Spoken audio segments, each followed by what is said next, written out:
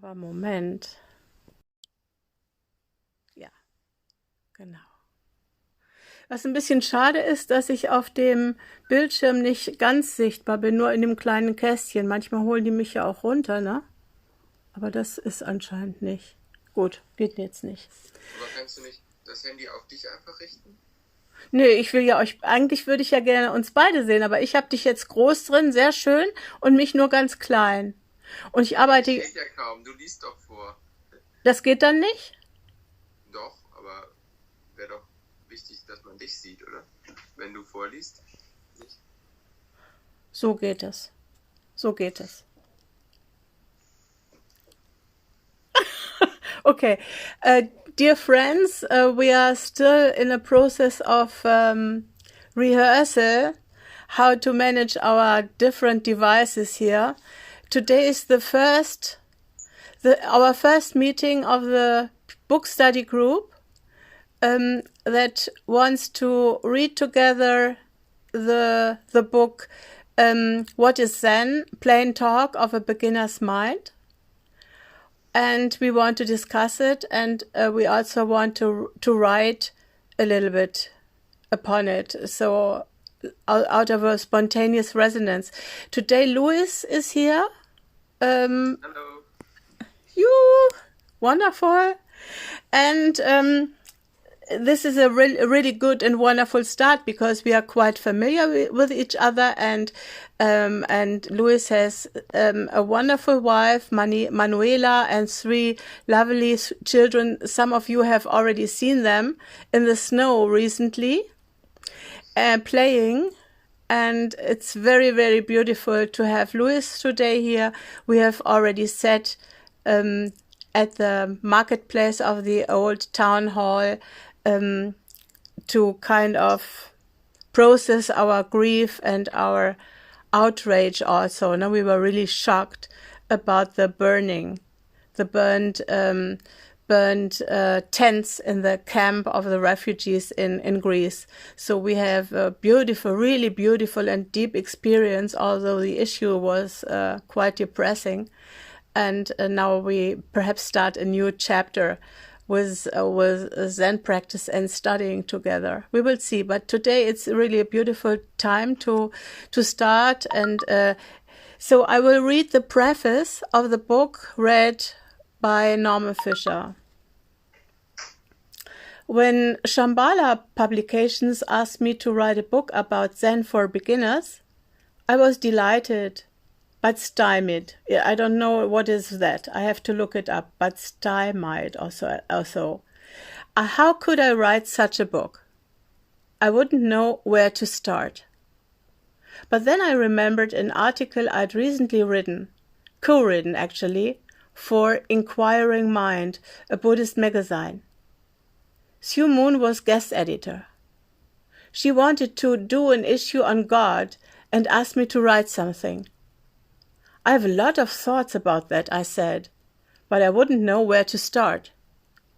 So Sue suggested she write some questions and I write answers to her questions. I knew her questions wouldn't be theoretical questions.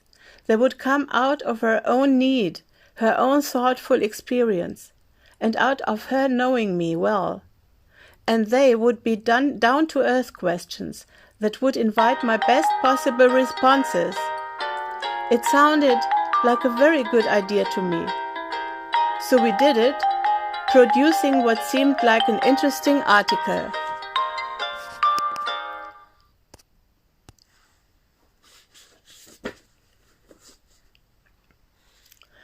So when I was stumped by Shambhala's offer to write this book, I thought of Sue and her questions. I knew that if Shambhala would agree, Sue and I could produce a much better book than one I might dream up on my own. The book you have in your hands is that book. It turns out it is not necessarily a book only for beginners. Sue has a way of asking questions that are so simple and to the point that they cause me to say things I'd never say otherwise. Livelier things, with more depth and thoroughness than Just a moment, excuse me. than I might have thought to include on my own. Also, her questions are often personal, causing me to answer more personally than I otherwise might. In this book, Sue asks her own questions, questions of a Zen person with 40 years' experience. She asks them on behalf of a beginner, and with a beginner's mind. But her questions are more frank and fearless than most beginners' questions would be. So this book is probably more frank, more personal, and more fearless than Shambhala planned to. As she says in her introduction, Sue and I have been friends for almost 40 years, practicing Zen together. I'm also friends with her sister Francie Shaw, who is an artist, and with Francie's husband Bob Perelman, one of my oldest and dearest poetry colleagues. So Sue and I are Zen friends, writer friends, family friends, old friends, and that friendship pervades, I believe, the pages of this book. This is in itself Zen. All the old texts are like this too, intimate dialogues between good friends. So this was the introduction by Norman, and we have decided to write some lines and to read them to each other, and then I will proceed with the introduction written by Sue Moon. So I don't know if I should end it now. I think not. Probably not. We just wait. Please wait a little bit until we have finished. Make a little break, and then we start and write.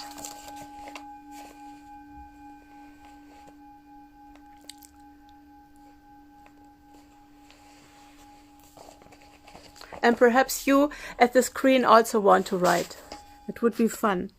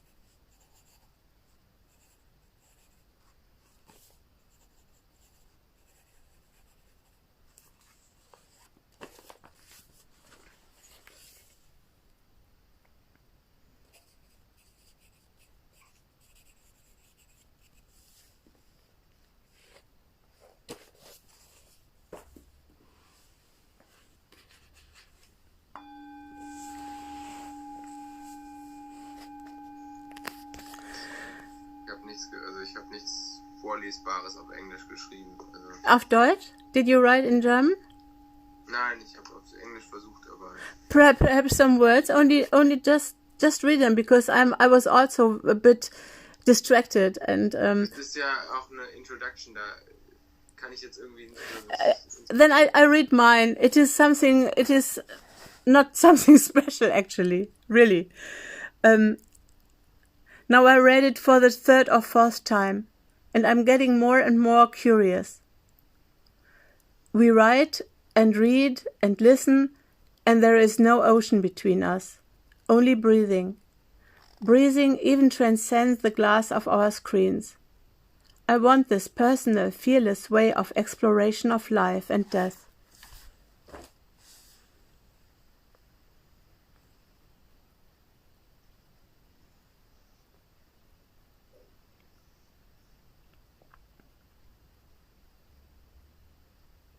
Und wenn du gerade eine Zeile liest, if you read just one line and then I proceed?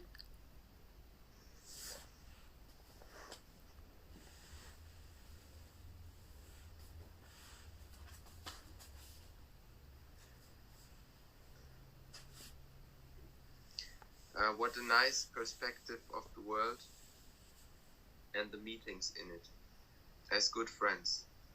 Like that, I want to see also the meeting with each person in the world and with me, with myself, with my mind. Wow. Yes, wonderful. Good point. I want to see it as well like that. Great. So. Ich weiß nicht, ich bin gerade irgendwie von diesem Livestream so ein bisschen geturned irgendwie. Ja? Soll ich das nicht weitermachen? Ja, doch, aber ja. Ja, ist ja gut zu wissen. Good to know. Shall I put it off? No, it's okay. Yeah? Then we go to the introduction by Susan Moon. This book is a conversation between old Dharma friends. But it's not symmetrical. It is a question and answer conversation. I'm the Q and Norman is the A. And this makes sense. We are old Dharma friends, yes, but Norman is also my teacher. We have been practicing together for a long time. I've known Norman for almost 40 years, since he was a gardener and I was a struggling single mother, and we are both practicing at the Berkeley Zen Center. We also know each other through the world of poetry and Buddhist writing. We have the same first teacher, Sojun Mel Weitzman, founder and abbot of the Berkeley Zen Center, without whose steady guidance it's likely neither of us would be doing what we are doing today. Sojun, just to say, has been passing, has died a week or so ago. Sojun, and thus both Norman and I are in the lineage of Shunryu Suzuki Roshi, beloved founder of the San Francisco Zen Center. Our Soto style is simple and straightforward. It emphasizes sitting, just being present and alive. We call this our family style. Is it good to understand? Family style? Family style. Family, okay, family. Yeah, good. It's perhaps good to ask in between. Even those of us who never knew Suzuki Roshi, also Suzuki means old teacher, like me, feel as though we knew him through the many stories about him. People who knew him well are still among us. The books of his talks, Zen Mind, Beginner's Mind, and Not Always So, are essential teachings with his essential voice. Both Norman and I are steeped in these teachings. Geht das so? We have three friends who are listening, by the way. It's fun.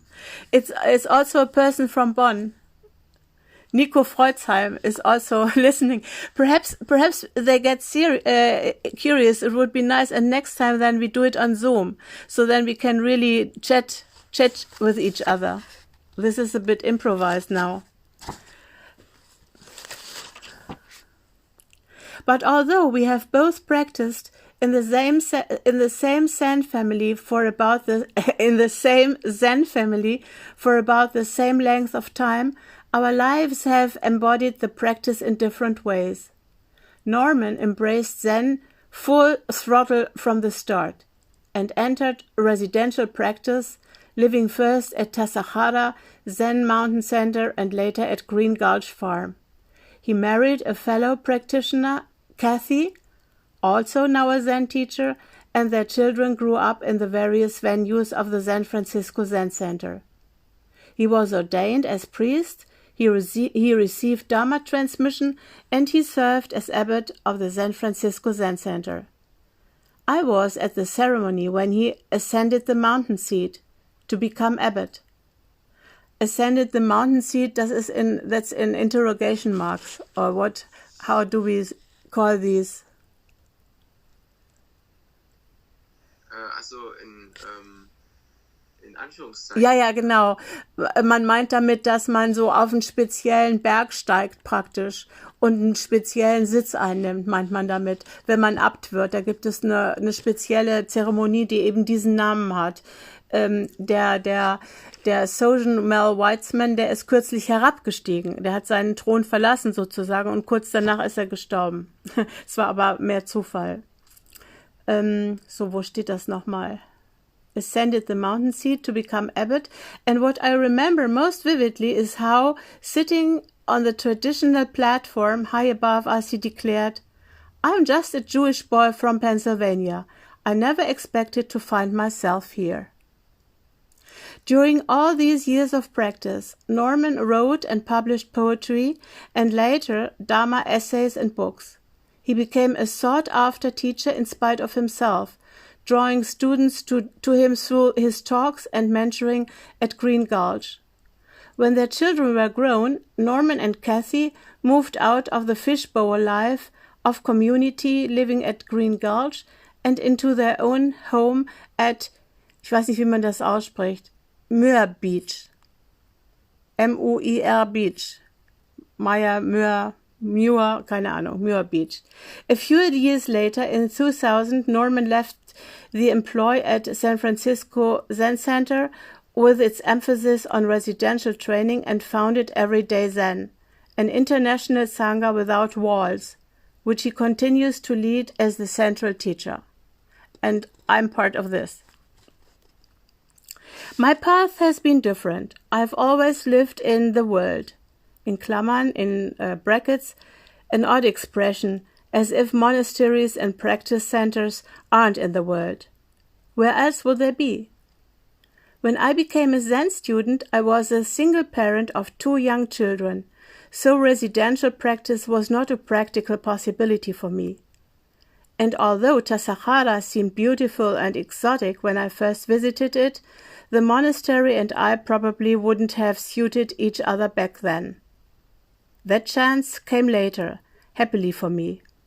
I was raising my children in a noisy, semi-communal house in Berkeley that was not at all like a Zen monastery. I taught school and I worked as an editor.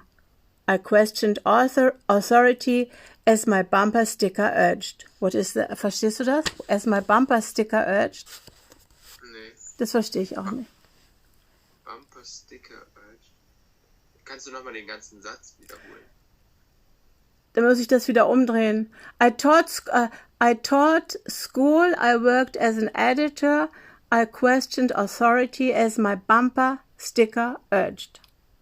Wahrscheinlich hat sie irgendeinen Sticker getragen, wo das drauf stand. I came to Zen out of a powerful longing to understand this life.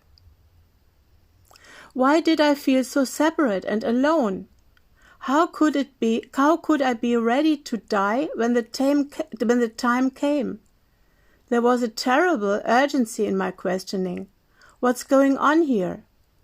I found my way to the Berkeley Zen Center and I began getting up very early in the morning for Zazen, in Klammern Zen meditation, while my kids were still asleep at home and in the care of housemaids. I struggled through Sesshin, in Klammern meditation retreats. I started by signing up for the shortest kind, one day sitting, and even so I only lasted through the morning, but gradually I worked up to week-long sessions. Both the silence and the words of Zen touched me and held me, like Dogen Zenji's Genjo Koan. Also es ist ein berühmter Zen-Vorfahr aus dem 13. Jahrhundert, glaube ich, dieser Dogen Zenji. Der assuring me that the whole moon and the whole sky are reflected in a drop of dew in the grass. Soll ich das nochmal lesen? This Dogen Zenji assuring me that, Anführungszeichen, the whole moon and the whole sky are reflected in a drop of dew in the grass. Maybe I wasn't so separate after all. Maybe I was connected to the whole universe. The Zen path felt like the right track. Geht das so mit dem Vorlesen? Ist das verständlich? Ja. Das freut mich. And still I was ambivalent, as is my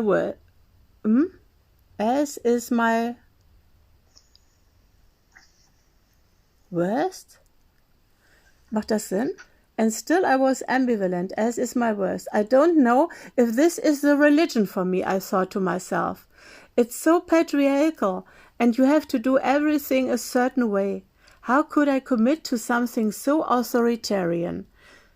Still, I kept practicing. Finally, after 9 years of this ambivalent devotion to practice, I had to admit that apparently I was committed already.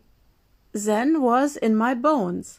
And so, in 1985, I received lay ordination. I thought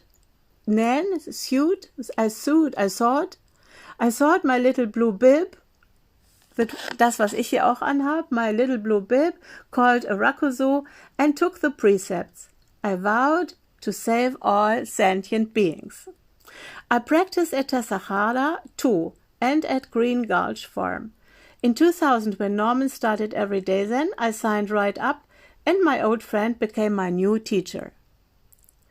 For many years, I worked as the editor of Turning Wheel, the magazine of the Buddhist Peace Fellowship, and I was grateful to have work that wove together my Buddhist practice with my commitments to work in the world.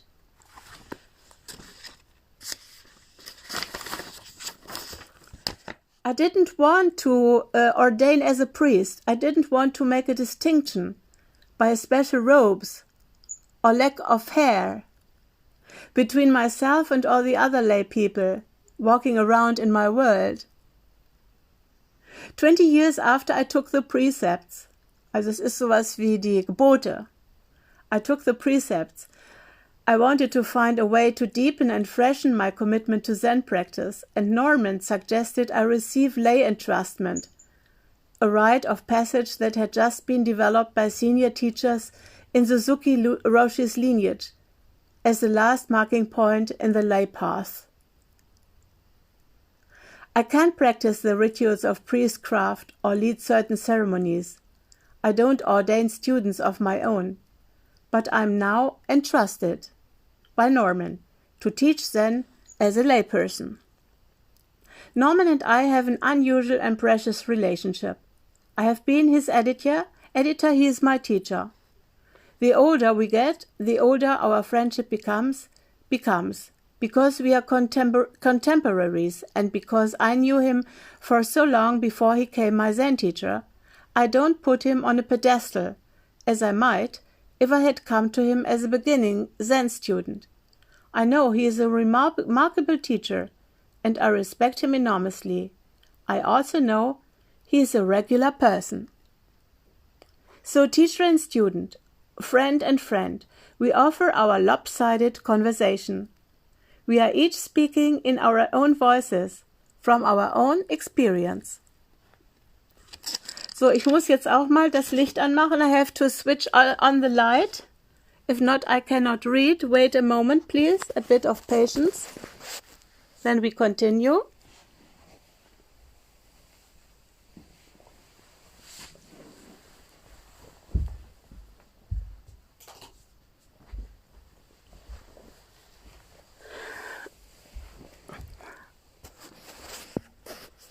So I'm here again.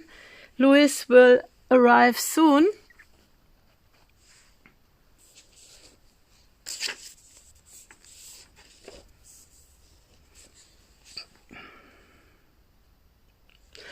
And I have a look how many pages are still to be read. So we cannot read all, I think.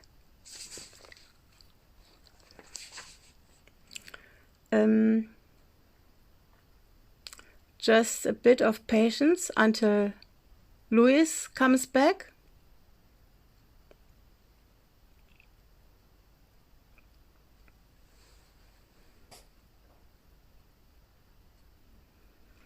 We want to sit today until 5:30, also 5:30, and the idea is that I read all, which I doubt now that I can do it, so that I perhaps read some quotations that I have marked in my book, and then that I stop at 5, and that from 5 to almost 5:30, we discuss what we have heard.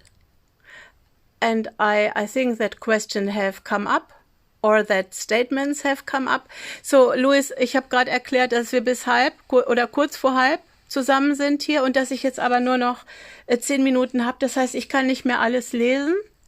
But I have marked what I find important from a beginner's mind, so to speak. So I wash over some I don't know the word. Was heißt überspringen? I leave out a page, which is also very interesting. So I might take pics of these pages and post them. But I resume the thread now when Sue writes about the historical background of Zen, and I think this is really important to know.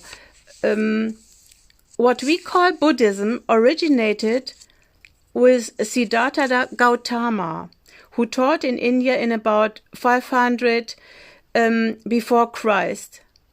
Over the centuries, the Dharma spread through Asia and east to China, where Chan Buddhism developed, and on to Japan, where Chan became Zen. The Zen Buddhism Norman and I practice came to the United States from Japan. Hi, there is a sweetie. Norman speaks more about this history in the following pages. Buddhism changed in each country it came to, as it adapted itself to a different culture. So too it has changed here in the United States since the 1950s. When Westerners went beyond an intellectual and philosophical interest in Zen and began to take up the practice itself in earnest. One of the first places this happened was the San Francisco Zen Center, under the guidance of Shun Ryo Suzuki. Jetzt kommt was Wichtiges. Perhaps the most important change, and one I want to highlight here, is regarding the inclusion of women as equal partners in practice. In the long life of Buddhism, there is very recent history. And now another chapter about which I found very important when I got to know Norman, or even before. You will hear it now. The first generation of Suzuki Roshi's Dharma heirs were all men. Now there are many women who are teachers, maybe even more than men, not only in our own Dharma family in the San Francisco Zen Center lineage, but throughout the West. In many Zen centers in the United States, some of the non-inclusive language in our chants has been revised. We now chant the names of the women ancestors along with the names of the men in the lineage. The wisdom of women Buddhist teachers of the past, both recent and distant, which were previously hidden in the shadows, is being brought forward and published. I believe that the inclusion of women has been good for the practice, helping to make it more open, more flexible, and more welcoming of people to people whose primary commitments are to family and work in the world. So, jetzt gucke ich mal, was noch wichtig ist. Ich hoffe, das kam gut rüber hier, was wirklich eine Neuerung war.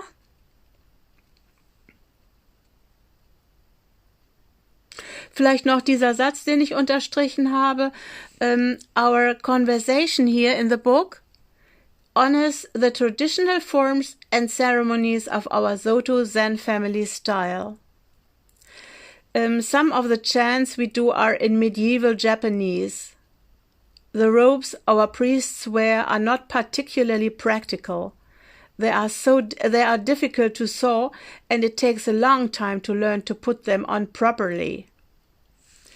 I find this point very important. So for me, as a practitioner who now is in this lineage for a short time, but studies Zen Buddhism for 10 years now, because this is special in this lineage, that the form is respected. So one can do it, so to speak, when it is not dogmatic. So one looks often across the, what is the word for Tellerrand? Across the horizon or what? I don't know. And really learns from other traditions, and one is humble, and one even learns from other traditions.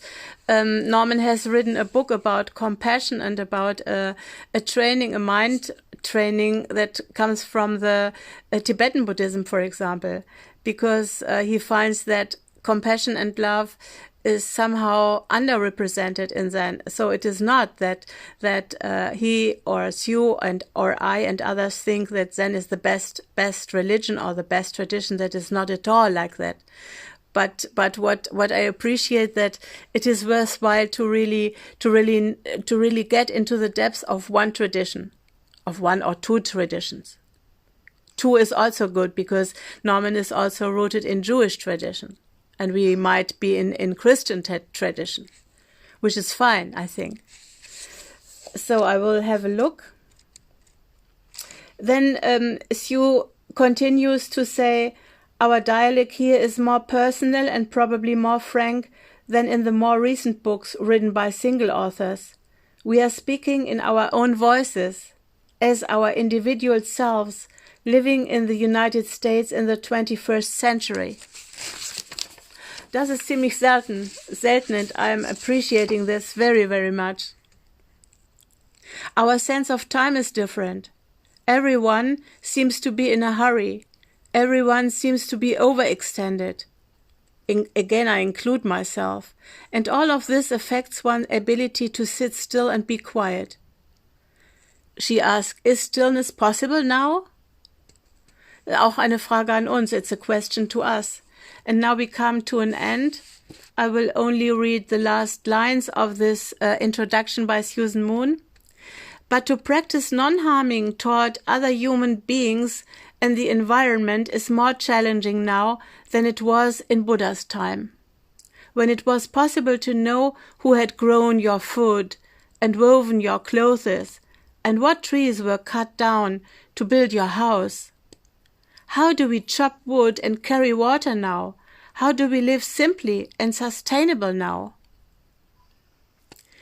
How does Zen practice still include taking care of the home place, now that we understand that the home place is the whole planet? Something that Nico Freudsheim is watching, and he is a professor for ecology, when I remember well. So I hope he is interested in these questions of sustainability. How can Zen help us jump right in, with whole body and whole mind, right into this place and this time, right into life as it is? That was it. I repeat the last sentence. How can Zen help us jump right in, with whole body and whole mind, right into this place and this time, right into life as it is? So I was not prepared, or we are not prepared, to really have a group discussion with those beautiful people who are watching us. But if you are interested, I really ask you to send your email address. You can do it even in Facebook on my page, or I can give you my email address, and you can send your email address. And next time, then we meet on Zoom, on the Zoom platform. That would be really wonderful, and to do it all in English. I know that Luis also talks well English, perhaps better than myself. And now you can only, if you find it not too boring, listen to our exchange. I would like to ask my friend Luis, who exactly lives what Hugh has described. He is a father of 3 children. 2 of them are really young twins. So there's lots to do, and he's still building up his career and trying to write his master's work, which is really driving him crazy, if I may say this. I take a little bit part in it and give some bad recommendations, I think. and I'm a friend. I'm honored to be a friend of that family, which a family who strives for good food and for finding a house on the planet which fulfills the desires a young family with little money has. We can all imagine what this means, really. And so I would like to hear what has come up for you, Luis, now. Yeah, the last sentence which you repeated was really touching me. This thought about how can a religion, how can a belief, how can a way of trying to live your life with certain practice, certain rituals, can not be like so typically religious, which I connect with religion, closure, and going away from the world and not going into the world, going away from the world is my what I associate, or in which I think when I think in religion. And this in this last sentence, I like this thought about not going away from the world and losing the connection with the world, but instead going into the world and getting in touch with the world through the religious thoughts and ritual, and through the religious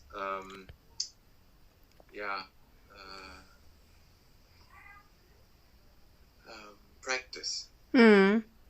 Sorry. No, it's. I think I got it, and especially the beginning has really spoken to me.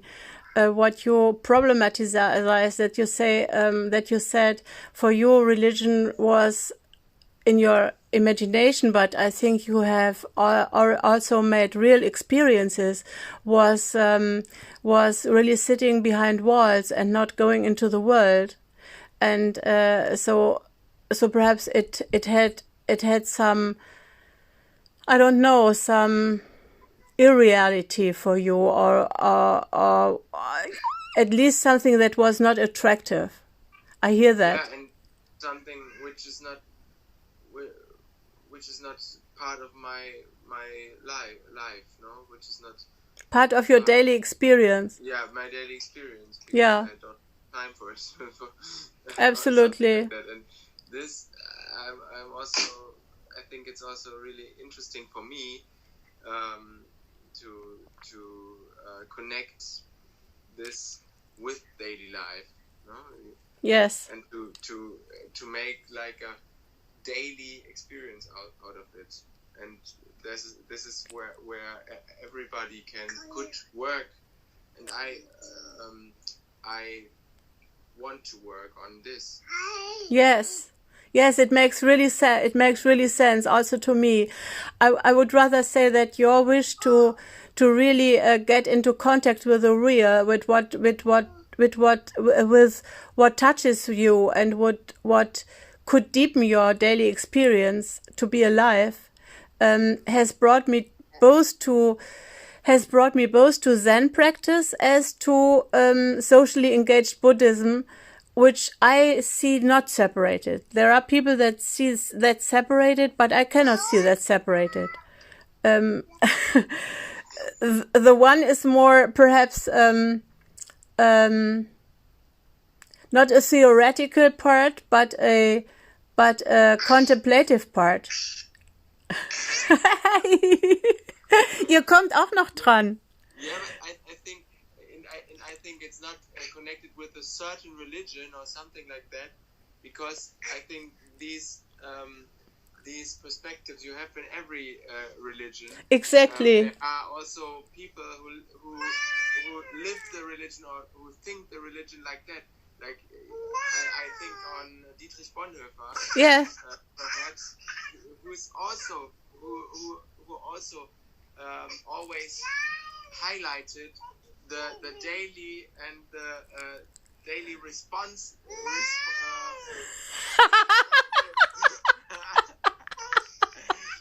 It's really like multitasking to speak English and. But you do it well. Just continue. It is live. It is okay for me. It's lovely. Yeah.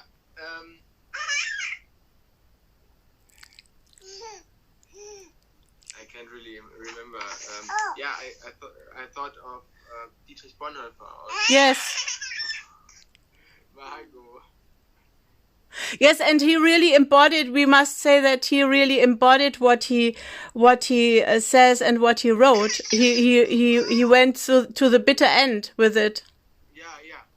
I'm very impressed. I'm still very impressed by him. He is really one of our, I don't know, lighthouses. How to walk the talk. No?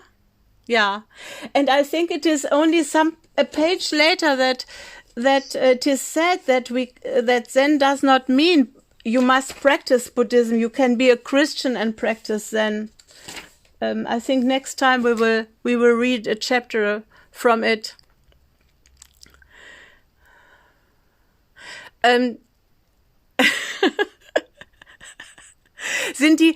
Are the children prepared to have their meditation class afterwards? Yeah, they don't know. You must tell them. You must tell them, and perhaps we can even start earlier. Yeah. Perhaps it's better. Was there one point you also wanted to kind of not forget to return to now, when you look back on the whole what I have read?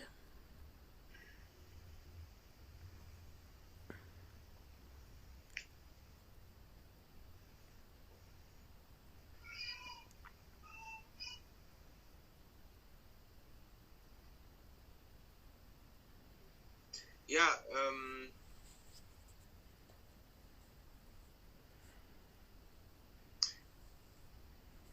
no, what I said also is connected with this non-dogmatic approach. I would say, like, and this is what I really think is,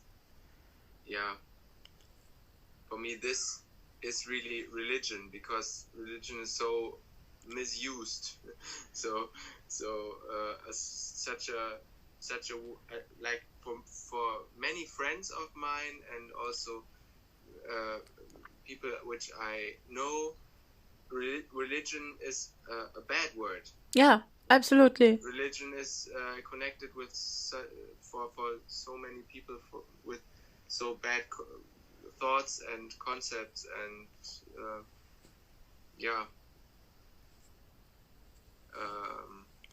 and I don't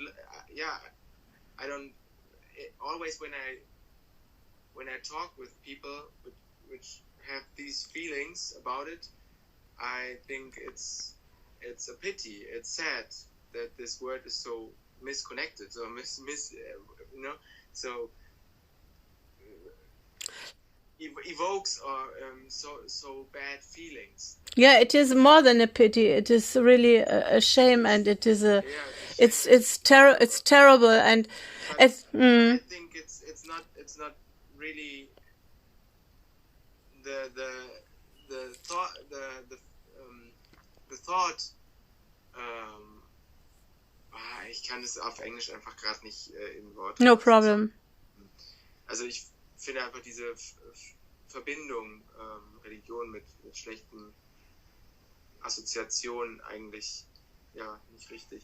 No, I also suffered tremendously from that, and I'm so glad to have found a place by Norm, for example, but also before by Bernie Glassman, who kind of found a way to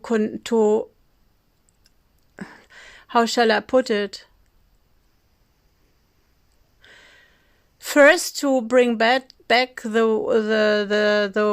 word God in a way that felt sober and conscious and loving and fresh and new, perhaps no more than Bernie Glassman. And second, to claim that religion or contemplation would have a place, a very serious place in the modern world. And this action that we did, I think, was some of this. And I remember that we wrote about it. And I remember that both of us had certainly kind of a religious feeling about what we did in the marketplace, bearing witness to the. It was like a pilgrimage day, or pilgrimage evening. There was a strong intent to walk or be there for others, not for ourselves. It was also we were very sincere. It was mainly for ourselves. Yeah, it was also. I had before the day. I also thought about it many times, and I thought. I don't really have time. It's the only 2 hours a day that I have for myself. I don't know if I want to go. But then this moment when you decide, no, it's no question. It's you have to go now. Monica will be there, and it's I'm not feeling good about being now alone and have time for myself when people are intense with 50 persons and without shelter and then when you then go, you feel okay. It's the right thing. You feel like connected, no? Really, it was lovely. One must say, in the bed, in the grief, and in the shame, and in the helplessness, it was also great. It was really great. It was perhaps uplifting our souls. So give something to hold on. Yeah. It gave us normality also. Yes, exactly. It gave us a feeling of this is normal. You have to do this. Yes, exactly. It's the only thing you can. It's the only thing you can do because you feel so many times. We felt. I know because you told me. We felt like controlless. Helpless. Like without having an influence, and this gave me when I arrived there and I saw you sitting there, like a feeling of normality, of normal, of feeling myself, yeah. This is a thing that has to be done, no? One feels something has to be done, no? I have the same with others who do things I cannot do at the moment. For example, I still see that Nico Freuzheim is here listening, and I'm always glad when he posts his photos. You have perhaps seen him as well.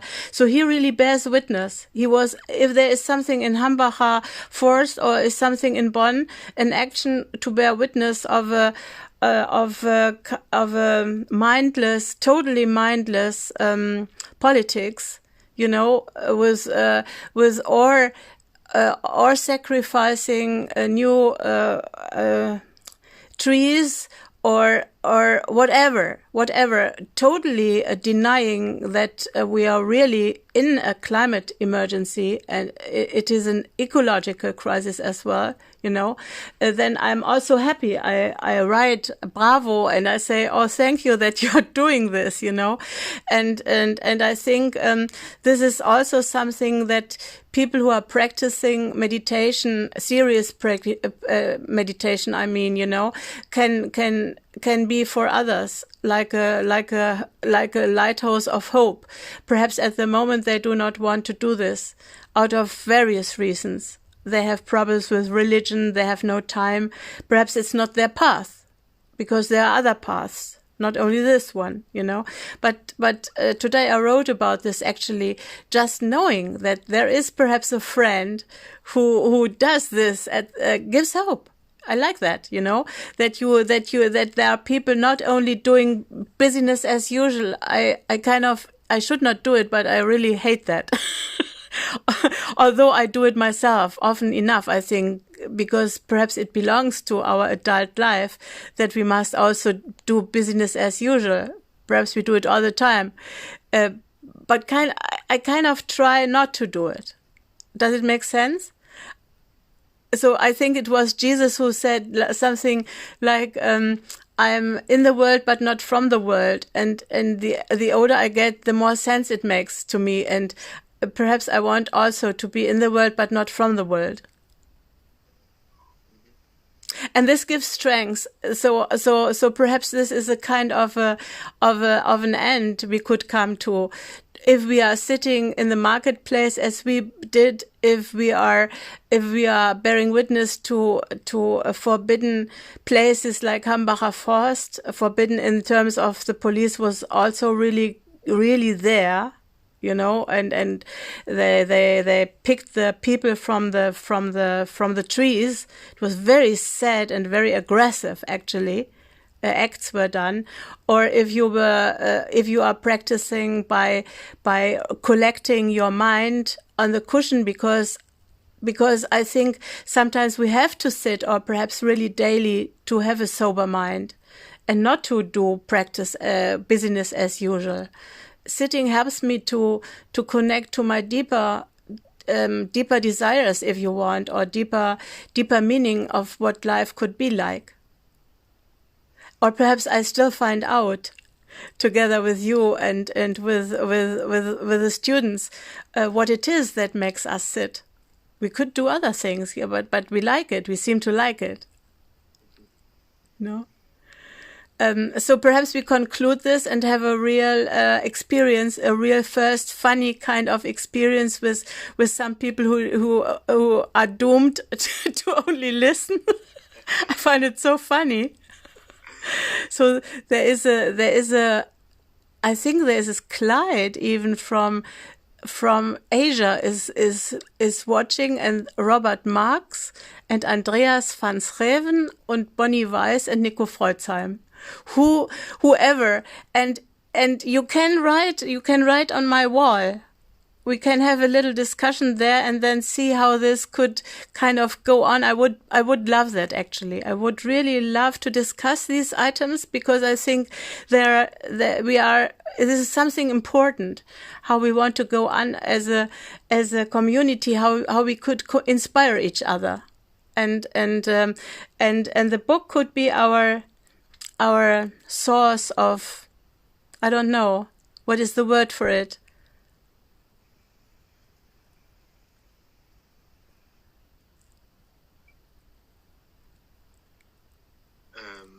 Inspiration. Source of inspiration. That's good. Thank you. Our source of inspiration. So if you have time, mark your calendar. It is German time, Middle European time, 4 every Saturday at 4, no? At 4 p.m. I don't know which time it is it in your country. We will try our best to talk in English, which is, as you hear, not always so easy, but we will make it with your help of patience. And now we have also a new start with a family meditation. So I'm sure I will take a pic of this. I think it will be fun. I wrote that the children have to show up with a cushion or a blanket and a pet. So bye. Thank you for listening.